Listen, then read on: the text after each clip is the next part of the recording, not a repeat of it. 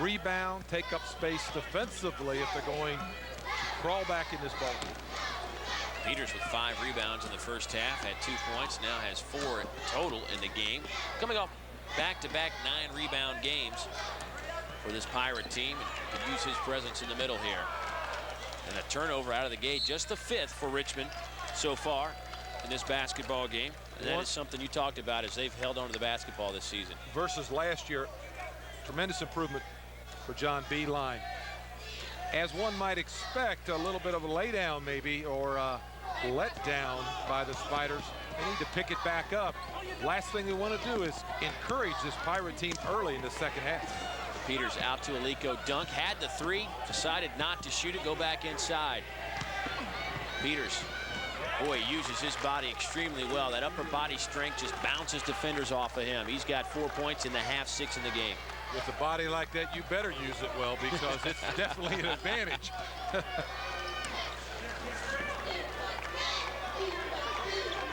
Patrick up top, Stevenson. Pirates attempting to claw back defensively in man-to-man.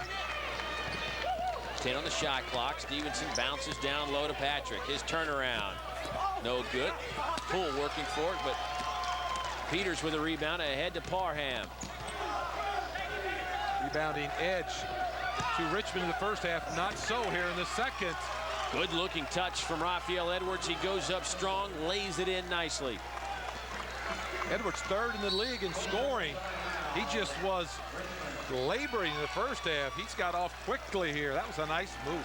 I would say that Joe Dooley challenged Dink Peters and Raphael Edwards at halftime. Those two were quiet, to say the least, in the first 20 minutes. Just 2 points for Dink Peters. He has 4 in this half. Meanwhile, it was Raphael Edwards with just 4 points as we take a look at Edwards' strong move. Very little, if any, offense at the low post with the back to the basket for the Pirates in the first half. Edwards gets him off here early. 18 to go in the second. Good sign if you're a Pirate fan. 6 straight points for East Carolina out of the locker rooms. Makes it a 16-point basketball game. Do you think those were the only 2 players that Coach Joe Dooley challenged at halftime? He challenged everybody, including the assistants, the manager, the trainer, the whole traveling party. Glad I wasn't in that locker room. Amen. First bucket of the second half goes to Nick Patrick out of Dunwoody, Georgia. Dunwoody High School. Your old stomping ground. Exactly. My high school, Lakeside in Atlanta. Used to beat up on Dunwoody quite a bit when I was there. That'll get some mail. That'll get a few responses. I'm just kidding. We did win a lot, though. Spiders back in the zone. They showed man. Back in the zone. Dunk finally decides to take the 3, and he's got it. Ecu Dunk with the 3-pointer, and it's a 43-28 basketball game, and Dunk with his first bucket of the game. Dunk leads his team in the steals and assists. Puts up a nice basket early here.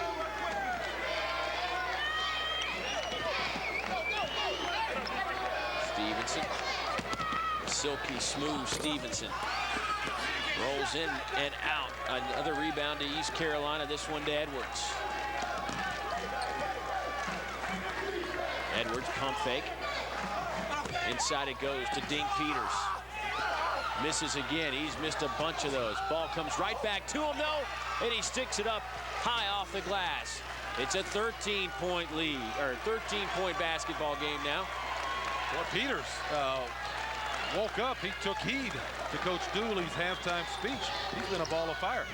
Stolen away by East Carolina. Up ahead to Parham. Spin move. Oh, was that pretty? As lays it up and in on the front of the iron.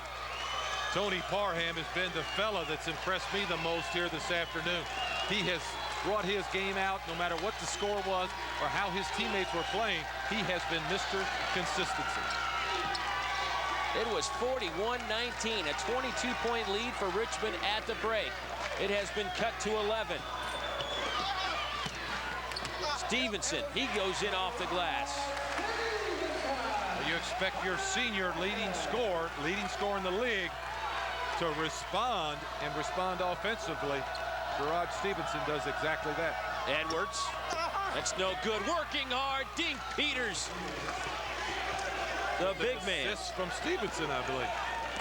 big guy got there, but I don't think he had enough energy to get that one to go down. Dink Peters needs a break, I think. I think he does. He's worked hard, though. I mean, he's earned it now. Youngsters come out and play. Marseille Brown off the mark. Edwards a rebound. And East Carolina can close this to a single-digit basketball game in just 5 minutes of work here in the second half.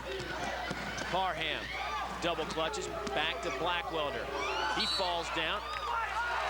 And a foul going to be called against Richmond. It looks like Gerard Stevenson. And he will pick up the foul. That's his second. And that'll send Blackwelder to the free throw line. Blackwelder dodged that bullet. Shot clock going down. He threw up a off-balance running prayer shot. Luckily, he was the recipient of a foul that got him out of that jam. Blackwelder can step to the free throw line and cut this to a single-digit game. He's an 81% foul shooter, 22 of 27 on the air.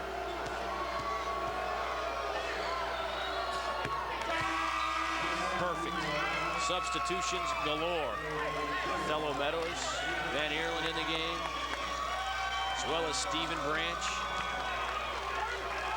And those guys all earned a blow. Came out prompted by Joe Dooley's halftime sermon. Played like crazy. He makes them both. Garrett Blackwelder makes this a 9-point basketball game. Oh, how things change in college basketball. But it was Tony Parham that provided the spark with a great spin move in the middle. East Carolina back in it.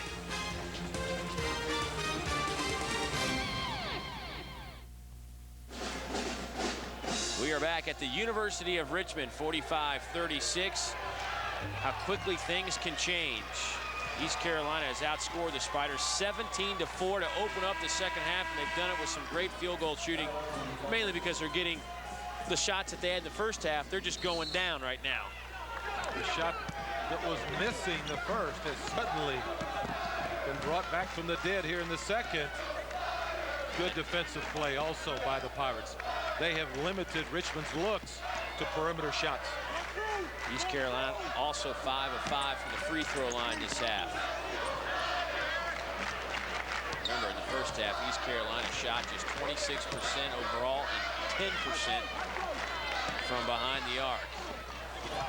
That shot's way off the mark by Patrick. Loose basketball on the floor. Parham on the floor for it, but the shot clock winds down and off the glass. Are you kidding me, Marseille Brown? Thank you very much. Huh? Oh, that brought the crowd up. Marseille is having quite the evening tonight. Crowd had taken just a little bit of a snooze on us here. And with the rally of the Pirates, they were kind of in shock with that shot. They're all up on their seats. Parham saves it. Meadows. Parham, long three. He's got it. He meant for that one to go down. He called it. I heard him. You can't say enough about Tony Parham. This guy's a competitor. He has been the one consistent shining light for the Pirates throughout this ballgame. Parham now with 13 points. 48-39. It's a 9-point Spider lead. Stevenson. Baker's three off the mark, gets his own rebound. We'll shoot it again. Why not? It's a long rebound from the three-point shot. Everybody moved up underneath the basket in the paint. That long rebound left Baker wide open. I mean, hey, we might have knocked that one down. There's a chance. There's a chance. We definitely would have shot it. And an East Carolina turnover. An offensive foul. Van Eerlen picks it up. His third foul. He'll take a seat. And right back in the basketball game comes Peters and Edwards. Van Eerlen really having a tough time today. No doubt referees on top of that. The movement. You have to set the pick. You have to come to a stop. Stevenson, one of the few good looks he's had at it. Too strong. Rebound. East Carolina. Winston Sharp will bring it up. Winston, a 6'5" freshman out of Durham, North Carolina. Raphael Edwards back in the ball game now after a short break. Has to be brought back into the offense. Got a couple good opportunities early in the second. We'll see what they do with him here now. Peters, strong, too strong. Boy, he had a good angle. Just put it off the glass, open the window. Baker good again. Got to find him, don't you, Dave? I mean, he can knock it down. Baker on the year, 49% from behind the arc. Third in the conference in three-point field goal percentage. Averaging over 14 points a game the last 3 games, so he has to be identified and found. Marseille Brown, the no-look, bounce pass. Baker and Brown. A tremendous backcourt effort for the Spiders as Baker and Brown have opened up an 11-3 run. And the Spiders lead at 56-39 as Joe Dooley calls a 20-second timeout. They cut it to 9, but it's back to 17. Start of the second half, the Spiders were not defending as they had in the first half, giving up some easy shots, not creating any turnovers here in the last 2 or 3 minutes, Dave. They've gotten some stops, created the turnovers, and taken the ball to the other end and scored easily.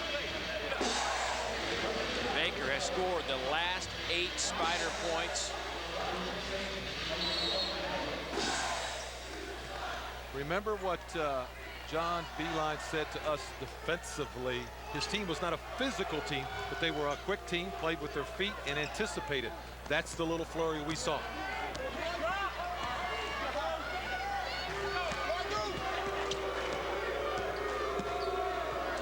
The long 3 from Parham gets knocked to the ground, no call.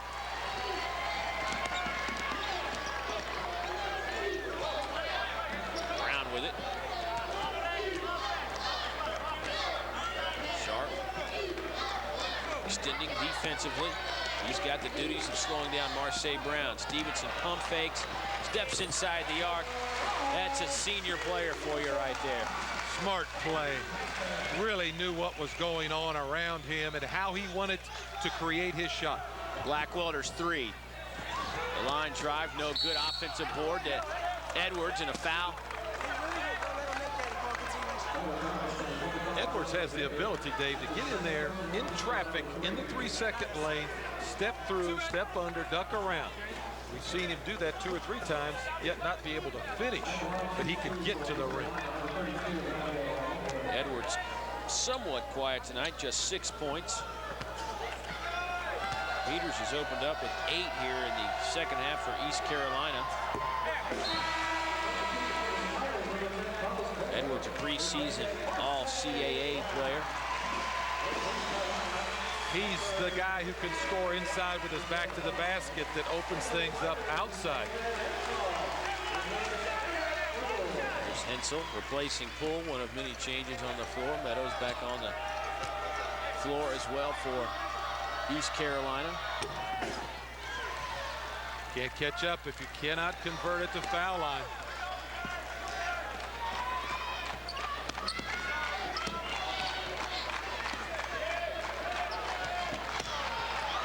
Bad pass by Baker. Stolen away by East Carolina. Lico dunk with it. Bounce pass to Edwards. Shot blocked by David Hensel. That's exactly why he's on the floor. The alley-oop to Stevenson. Can't handle it. Out of bounds. It'll be Pirate ball. Hensel, he's missed 8 games. Had arthroscopic surgery just 2 weeks ago. It's his first action, and he blocks a shot out of the gate.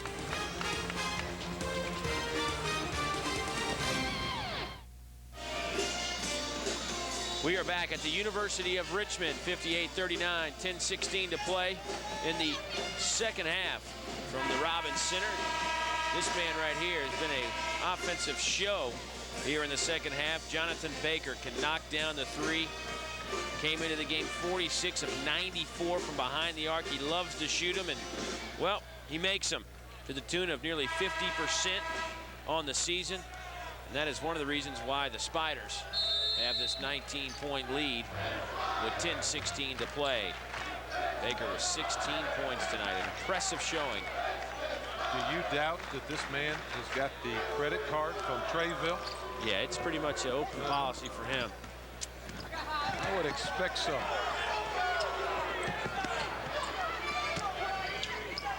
And Ireland, the 7-footer, wears number 33, running the post.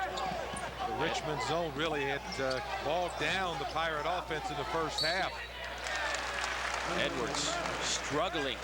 He is double, triple teamed time after time in the paint, and it has caused him to play well below his average.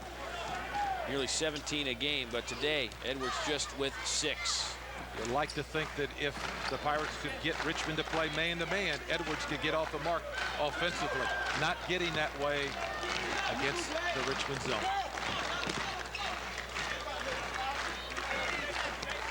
Patrick goes inside. Nice defense by Meadows. Dunk will push it up. You ever thought about this? You got a dink, a dunk, and a punt on this basketball team. You ever analyze that any? No, I hadn't, except that I think that they all have something to do with baseball, don't they? Yeah, they need a point. That's what they need. They got a punt, a dunk, a dink. They just need a point. Here's their chances. Van Eerland steps to the free throw line. He gets hacked. Big Alphonse from Tilburg, out of the Netherlands, 7 feet, 230 pounds. Redshirt a year ago, he's put on some 30 pounds since then and has made an impact. Of course, coming off that broken hand on December 11th, had him out till January 17th.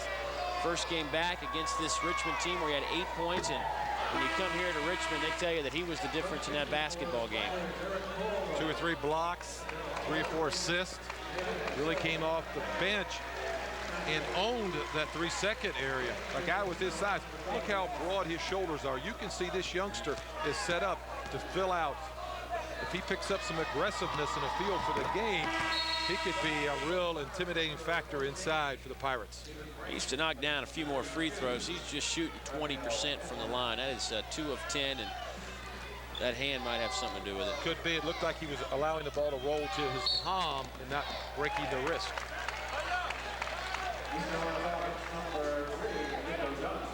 Ecu Dunk picks up the foul, his first.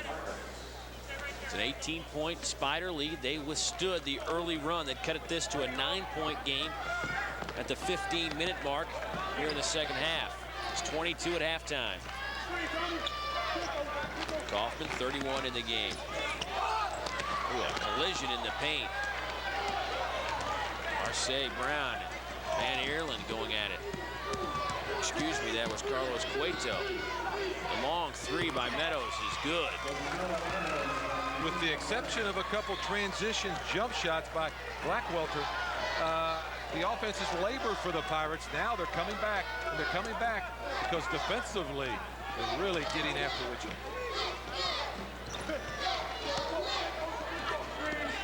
Stevenson hasn't really been a factor here tonight with 10 points. He averages nearly 20. Cueto. Stevenson can't find any rhythm here tonight. He's one of these smooth, silky type players and hasn't had any space to operate. The shot clock winds down. Carlos Cueto misses. And we've got a foul against East Carolina, and I believe that'll be against Van Eerland. That'll be his 4th personal, and that is going to send him more than likely to the bench as Dink Peters was quick off the bench. And we have a timeout on the floor. It's a 15-point game after the Meadows 3. Uphill battle with 7:53 to go for the Pirates.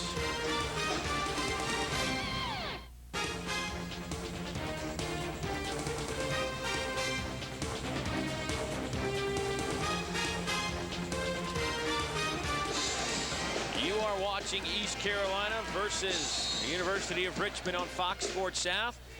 On the Fox Sports Net, I'm Dave Neal along with Mike Pratt. Glad you could join us from the Robins Center in Richmond, Virginia. Out of the timeout, Richmond tried to score quickly. Darrell Oliver misses the shot. East Carolina trails by 15. Dink Peters about through that, about 8 rows up. I think Dink was trying to pass the Dink on that one. He had the smaller dunk out there.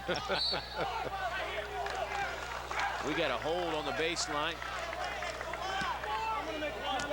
That'll go against Nick Patrick, the junior out of Dunwoody. That'll be his 3rd personal foul. If you're East Carolina right now, you need every opportunity offensively as a conversion. Get to the foul line if you can. Defensively. Stop, stop, stop. Blackwelder. Nice little runner. 58-45. 13-point game. Pirates made an early run at the start of the second half. They're capable of putting some points up in bunches, but can they stop the Spiders? Just down the road, VCU knocks off American 69-64 tonight. Virginia Tech over Fordham 89-70. That's the final.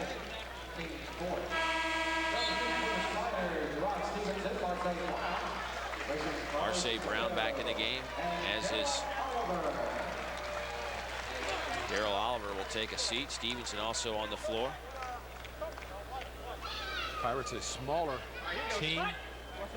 Advantage quickness and pressing. Brown working hard. There's a foul against Alico Dunk. Thought he was just playing good D. Those guys are, I'd say, have quickness to spare. Dunk was playing good D. I think you're correct. The problem is Marseille Brown's so quick that he's a hard guy to trap into a corner. Very seldom you'll see him pick the ball up.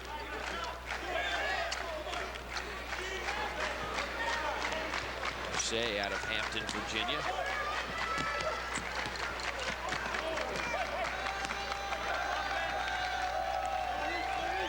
Richmond in no hurry, Dave. They want to make sure they get a good shot. But they'll use all of the clock. Oh, Baker, the no look inside to Eric Poole. Count it for the deuce. Jonathan Baker, good passer, good assist to turnover ratio. Found the open man. Eric Poole now with 11 points. 4 Spiders in double figures, but Blackwell